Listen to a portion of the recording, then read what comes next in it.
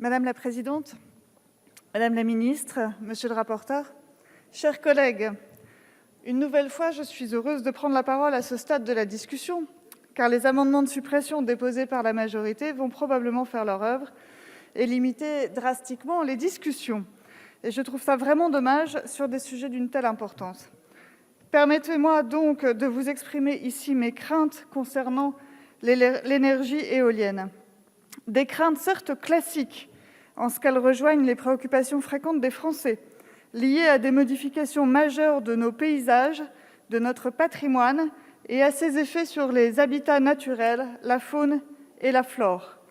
Et je ne résiste pas ici à citer l'impact de l'éolien sur les populations de chauves-souris, qui peut certes sembler accessoire ou moindre.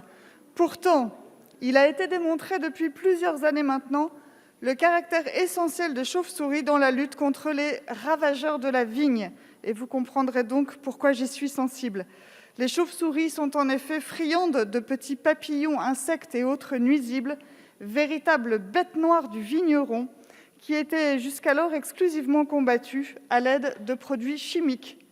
Il serait donc totalement paradoxal, en autorisant l'installation de ces éoliennes, de fragiliser, voire de détruire la population des chiroptères, espèces protégées en passant, sur les sites retenus, obligeant ainsi les viticulteurs, sous prétexte de produire de l'énergie propre, à utiliser davantage de pesticides pour leur culture.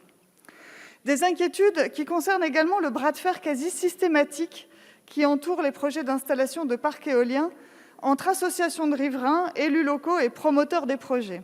Et lorsque ces projets d'installation font l'unanimité contre eux, il me semble qu'ils devraient être automatiquement retoqués pour respecter la volonté de la population locale lorsqu'elle estime que l'implantation d'un projet éolien n'est pas souhaitable. Mon appréhension concerne également la fin de vie de ces éoliennes, un enjeu évidemment extrêmement important. À l'heure actuelle, les textes réglementaires ne prévoient qu'une excavation partielle des fondations des éoliennes en fin d'exploitation, qui représente dans les sols, fin 2018 en France, environ 7 millions de tonnes de béton armé.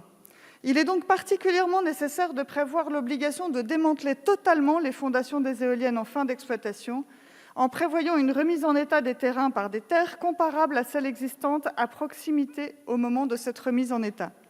Cette obligation est sollicitée par des associations de protection de l'environnement, et lors de son audition devant l'Assemblée nationale dans le cadre de la commission d'enquête sur l'impact des énergies renouvelables, M. Lermite, vice-président de France Énergie Éolienne, avait reconnu que cette obligation supplémentaire ne serait pas très coûteuse. D'autre part, les textes réglementaires prévoient seulement la valorisation ou l'élimination des déchets de démolition et de démantèlement, au lieu d'inciter les exploitants à trouver en priorité une solution de recyclage des déchets, dont certains, comme les pales, posent des difficultés en raison de leur nature composite. En outre, et d'autres avant moi l'ont rappelé ce soir, il faut s'inquiéter du coût exorbitant de cette filière. Pour mémoire, la Commission de régulation de l'énergie a évalué à 9 milliards d'euros le montant des dépenses publiques payées depuis 2001 au titre du soutien à l'éolien terrestre. 23 milliards d'euros le montant des dépenses publiques engagées, mais non encore exécutées, au titre du soutien à l'éolien terrestre. 12 milliards d'euros les dépenses à souscrire pour respecter les objectifs de développement de soutien à l'éolien terrestre inscrits dans le projet de programmation pluriannuelle de l'énergie. Ces dépenses de soutien ne se justifient pas et ces fonds devraient plutôt soutenir la politique de rénovation énergétique des logements.